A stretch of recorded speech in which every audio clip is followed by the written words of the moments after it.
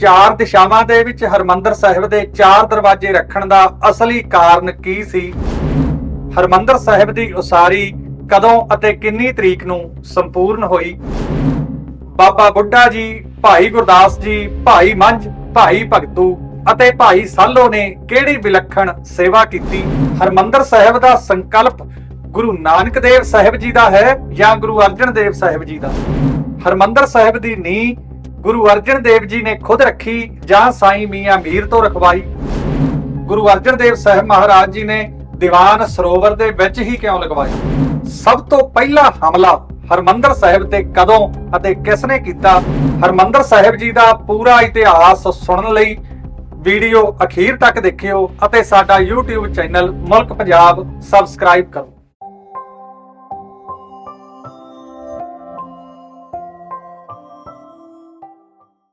ਵਾਹਿਗੁਰੂ ਜੀ ਕਾ ਖਾਲਸਾ, ਵਾਹਿਗੁਰੂ ਜੀ ਕੀ ਫਤਿਹ। ਹਰਮੰਦਰ ਸਾਹਿਬ ਦਾ ਇਤਿਹਾਸ ਸਿੱਖ ਕੌਮ ਦੀ ਹੋਂਦ ਨਾਲ ਜੁੜਿਆ ਹੋਇਆ ਹੈ। ਇਹ ਦੁਨੀਆ ਦਾ ਇੱਕੋ ਇੱਕ ਸਰਬ ਸਾਂਝਾ ਮੁਕੱਦਸ ਅਸਥਾਨ ਕਦੋਂ ਅਤੇ ਕਿਵੇਂ ਹੋਂਦ ਵਿੱਚ ਆਇਆ, ਆਓ ਵੀਡੀਓ ਦੇ ਵਿੱਚ ਦੇਖਦੇ ਹਾਂ। ਸ੍ਰੀ ਗੁਰੂ ਅਰਜਨ ਦੇਵ ਸਾਹਿਬ ਜੀ ਮਹਾਰਾਜ ਨੇ ਬਾਬਾ ਬੁੱਢਾ ਜੀ ਅਤੇ ਹੋਰ ਮੁਖੀ ਸਿੱਖਾਂ ਨਾਲ ਵਿਚਾਰ ਵਟਾਂਦਰਾ ਕਰਨ ਤੋਂ ਬਾਅਦ ਸ੍ਰੀ ਹਰਮੰਦਰ ਸਾਹਿਬ ਦੀ ਨੀਂਹ ਰੱਖਣ ਦਾ ਦਿਨ ਮੁਕਰਰ ਕਰਕੇ ਦੂਰ ਦਰਾਡੇ ਦੀਆਂ ਸਿੱਖ ਸੰਗਤਾਂ ਨੂੰ ਸਨੇਹੇ ਭਿਜਵਾ ਦਿੱਤੇ, ਜਿਸ ਕਰਕੇ ਮਿਥੇ ਗਏ ਦਿਨ 1 ਮਾਘ 1645 ਬਿਕਰਮੀ ਵਾਲੇ ਦਿਨ ਸਿੱਖ ਸੰਗਤ ਦਾ ਬਹੁਤ ਭਾਰੀ ਇਕੱਠ ਸ੍ਰੀ ਅੰਮ੍ਰਿਤਸਰ ਸਾਹਿਬ ਵਿਖੇ ਹੋਇਆ। ਹਰਮੰਦਰ ਸਾਹਿਬ ਜੀ ਦੀ ਨੀਂਹ ਰੱਖਣ ਦੇ ਲਈ ਸਰੋਵਰ ਦਾ ਪਵਿੱਤਰ ਜਲ ਪਹਿਲਾਂ ਹੀ ਖੁਸ਼ਕ ਕਰ ਲਿਆ ਗਿਆ।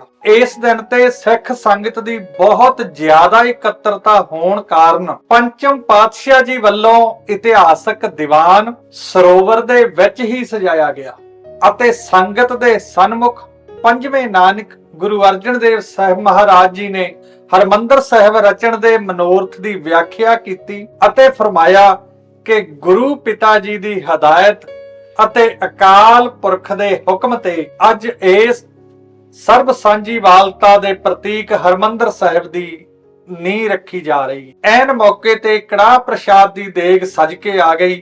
ਪੰਚਮ ਪਾਤਸ਼ਾਹ ਜੀ ਨੇ ਬਾਬਾ ਬੁੱਢਾ ਜੀ ਨੂੰ ਅਰਦਾਸ ਕਰਨ ਦੇ ਲਈ ਬਚਨ ਕੀਤਾ ਅਤੇ ਅਰਦਾਸ ਦੇ ਤੁਰੰਤ ਬਾਅਦ ਹੀ ਮਹਾਨ ਕਾਰਜ ਦੀ ਪ੍ਰਾਰੰਭਤਾ ਹੋਈ। ਪਰ ਇੱਥੇ ਆ ਕੇ ਸਾਡੀ ਕੌਮ ਦੇ ਵਿਦਵਾਨ ਇਤਿਹਾਸਕਾਰਾਂ ਦੀਆਂ ਦੋ ਰਾਇਆਂ ਬਣ ਜਾਂਦੀਆਂ ਹਨ ਕਿ ਹਰਮੰਦਰ ਸਾਹਿਬ ਦੀ ਨੀਂਹ ਕਿਸ ਨੇ ਰੱਖੀ?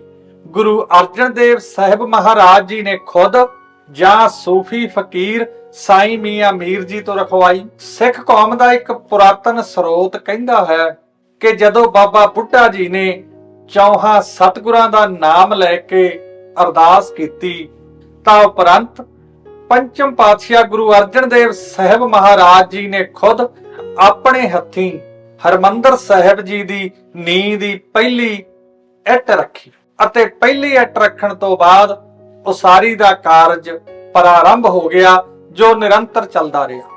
ਪਰ ਦੂਸਰੇ ਪਾਸੇ ਸਾਡੇ ਇਤਿਹਾਸ ਦੇ ਕਈ ਸਰੋਤ ਲਿਖਦੇ ਹਨ ਕਿ ਸ਼ਾਹ ਮੀਆਂ ਮੀਰ ਜੀ ਗੁਰੂ ਅਰਜਨ ਦੇਵ ਸਾਹਿਬ ਜੀ ਦੇ ਸੱਦੇ ਤੇ ਲਾਹੌਰ ਤੋਂ ਅੰਮ੍ਰਿਤਸਰ ਸਾਹਿਬ ਆਏ ਹੋਏ ਸਨ ਅਤੇ ਉਹਨਾਂ ਨੇ ਆਪਣੇ ਮੁਬਾਰਕ ਹੱਥਾਂ ਦੇ ਨਾਲ 4 ਇੱਟਾਂ ਚਾਰੇ ਦਿਸ਼ਾਵਾਂ ਦੇ ਵਿੱਚ ਰੱਖੀਆਂ ਅਤੇ ਇੱਕ ਇੱਟ ਉਹਨਾਂ ਚਾਰਾਂ ਦੇ ਵਿਚਕਾਰ ਰੱਖੀ। ਇੱਕ ਹੋਰ ਸਰੋਤ ਨੇ ਅਲੱਗ ਲਿਖਿਆ ਹੈ ਕਿ ਜਦ ਸਤਿਗੁਰੂ ਜੀ ਨੇ ਨੀਂਹ ਦੀ ਪਹਿਲੀ ਇੱਟ ਰੱਖੀ ਤਾਂ ਕਾਰੀਗਰ ਨੇ ਚੁੱਕ ਕੇ 2-3 ਵਾਰ ਉਲਟਾ ਪੁਲਟਾ ਕੇ ਉਹ ਇੱਟ ਰੱਖ ਦਿੱਤੀ ਅਤੇ ਫਿਰ ਸਤਿਗੁਰਾਂ ਨੇ ਬਚਨ ਕੀਤਾ ਕਿ ਹਰਮੰਦਰ ਕਈ ਵਾਰ ਢੱਠ ਕੇ ਬਣੇਗਾ।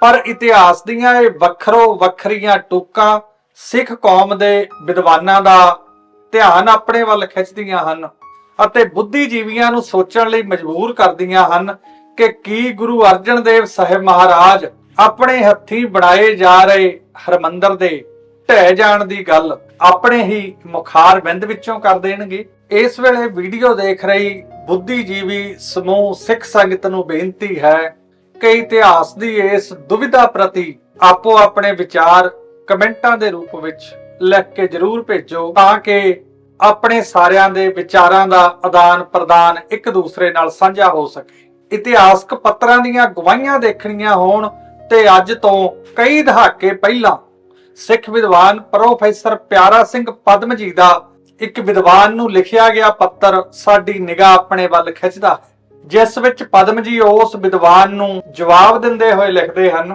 ਕਿ ਹਰਮੰਦਰ ਸਾਹਿਬ ਜੀ ਬਾਰੇ ਮੈਂ ਤੁਹਾਡਾ ਲੇਖ ਪੜ੍ਹਿਆ। ਮੈਂ ਤਾਂ ਇਸੇ ਰਾਏ ਦਾ ਹਾਂ ਕਿ ਹਰਮੰਦਰ ਸਾਹਿਬ ਜੀ ਦੀ ਨੀਂਹ ਗੁਰੂ ਅਰਜਨ ਦੇਵ ਸਾਹਿਬ ਜੀ ਨੇ ਆਪਣੇ ਹੱਥੀਂ ਰੱਖੀ। ਇਹੋ ਰਾਏ ਸੰਖੇਪ ਸਿੱਖ ਇਤਿਹਾਸ ਵਾਲੇ ਐਡੀਸ਼ਨ ਦੇ ਵਿੱਚ ਸ਼ਾਮਲ ਕੀਤੀ ਹੈ। ਸ਼ਾਇਦ ਤੁਸੀਂ ਕਿਸੇ ਪਹਿਲਾਂ ਵਾਲੀ ਐਡੀਸ਼ਨ ਵੱਲ ਨਜ਼ਰ ਮਾਰੀ ਹੋਵੇਗੀ, ਜਿਸ ਨੂੰ ਬਾਅਦ ਵਿੱਚ ਸੋਧ ਲਿਆ ਗਿਆ ਹੈ। ਇੱਕ ਦਲੀਲ ਹੋਰ ਬਲਵਾਨ ਹੈ ਕਿ ਸਾਈਂ ਮੀਆਂ ਮੀਰ ਜੀ ਉਸ ਵੇਲੇ ਮਸਾਂ 36-37 ਸਾਲ ਦੇ ਸਨ ਅਤੇ ਭਜਨ ਬੰਦਗੀ ਕਰਦੇ ਕਰਦੇ ਅਖੀਰ ਸਨਮਾਨ ਦਾ ਪਾਤਰ ਬਣੇ। ਜਹਾਂਗੀਰ ਵੀ ਇਹਨਾਂ ਦਾ ਦਿਲ ਤੋਂ ਆਦਰ ਕਰਦਾ ਸੀ। ਪ੍ਰੋਫੈਸਰ ਪਿਆਰਾ ਸਿੰਘ ਪਦਮ ਜੀ ਦਾ ਪੱਤਰ ਆਪਾਂ ਪੜ੍ਹ ਰਹੇ ਸੀ। ਪਰ ਹੁਣ ਆਪਾਂ ਇਹਨਾਂ ਸਾਰੀਆਂ ਦਲੀਲਾਂ ਤੋਂ ਬਗੈਰ ਜੇਕਰ ਗੁਰਬਾਣੀ ਦੀ ਰੌਸ਼ਨੀ ਵਿੱਚ ਸ੍ਰੀ ਗੁਰੂ ਗ੍ਰੰਥ ਸਾਹਿਬ ਜੀ ਦੇ ਦ੍ਰਿਸ਼ਟੀਕੋਣ ਤੋਂ ਵਾਚੀਏ ਤਾਂ ਰਾਗ ਗੂਜਰੀ ਵਿੱਚ ਪੰਚਮ ਪਾਤਸ਼ਾਹ 500 ਅੰਗ ਤੇ ਬਚਨ ਕਰਦੇ ਹਨ। ਅਵਚਲ ਨੀਵ ਧਰੀ ਗੁਰੂ ਨਾਨਕ ਨਿਤ ਨਿਤ ਚੜੇ ਸਵਾਈ।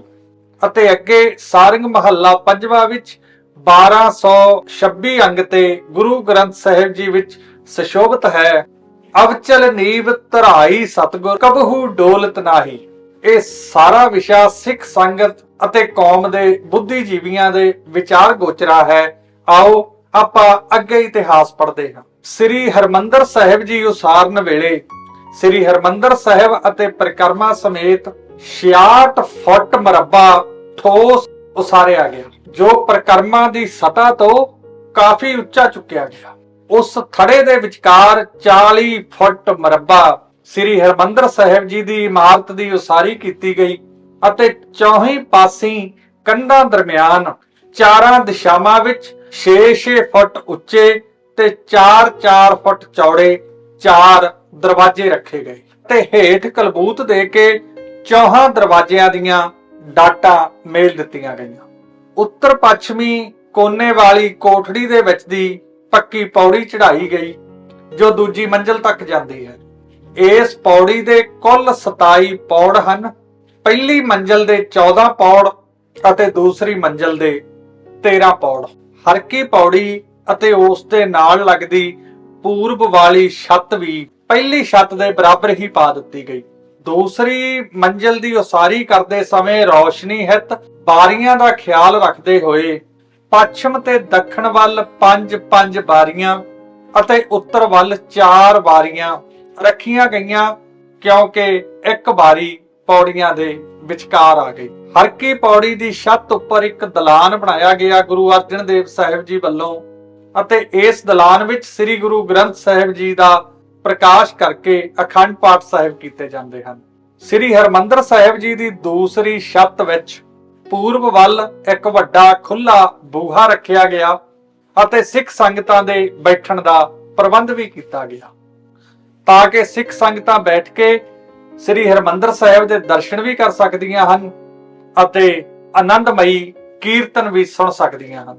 ਸ੍ਰੀ ਹਰਮੰਦਰ ਸਾਹਿਬ ਜੀ ਦੀ ਸਾਰੀ ਇਮਾਰਤ ਸਮੇਤ ਪਰਿਕਰਮਾ ਅਤੇ ਹਰਕੀ ਪੌੜੀ ਦੇ ਨੀਹਾਂ ਤੋਂ ਲੈ ਕੇ ਗੁੰਬਦ ਤੱਕ ਸ੍ਰੀ ਗੁਰੂ ਅਰਜਨ ਦੇਵ ਸਾਹਿਬ ਜੀ, ਬਾਬਾ ਬੁੱਢਾ ਜੀ, ਭਾਈ ਗੁਰਦਾਸ ਜੀ, ਭਾਈ ਵੈਲੋ ਜੀ, ਭਾਈ ਮੱਝ ਜੀ, ਭਾਈ ਭਗਤੂ ਜੀ, ਭਾਈ ਸਾਲੋ ਜੀ ਆਦਿ ਮੁਖੀ ਸਿੱਖਾਂ ਦੀ ਨਿਗਰਾਨੀ ਵਿੱਚ ਅਤੇ ਉਪਰੋਕਤ ਗੁਰਸਿੱਖਾਂ ਅਤੇ ਹੋਰ ਸ਼ਰਧਾਲੂ ਸਿੱਖਾਂ ਦੇ ਹੱਥੀਂ ਪਾਏ ਹੋਏ ਆਵਿਆਂ ਵਿੱਚੋਂ ਪੱਕੀਆਂ ਪੁਖਤਾ ਇੱਟਾਂ ਅਤੇ ਵਧੀਆ ਚੂਨੇ ਦੇ ਨਾਲ ਗੁਰੂ ਅਰਜਨ ਦੇਵ ਸਾਹਿਬ ਜੀ ਵੱਲੋਂ ਦੱਸੇ ਗਏ ਨਕਸ਼ੇ ਮੁਤਾਬਕ ਪੁਖਤਾ ਉਸਾਰੀ ਕੀਤੀ ਗਈ। ਸ੍ਰੀ ਹਰਮੰਦਰ ਸਾਹਿਬ ਜੀ ਦੀ ਇਹ ਇਮਾਰਤ ਕਦੋਂ ਅਤੇ ਕਿੰਨੀ ਤਰੀਕ ਨੂੰ ਮੁਕੰਮਲ ਹੋਈ, ਇਹ ਮਿਤੀ ਅਤੇ ਸੰਮਤ ਕਿਸੇ ਵੀ ਪੁਰਾਤਨ ਜਾਂ ਨਵੀਨ ਗ੍ਰੰਥ ਵਿੱਚ ਠੋਸ ਪੱਧਰ ਤੇ ਨਹੀਂ ਮਿਲਦਾ।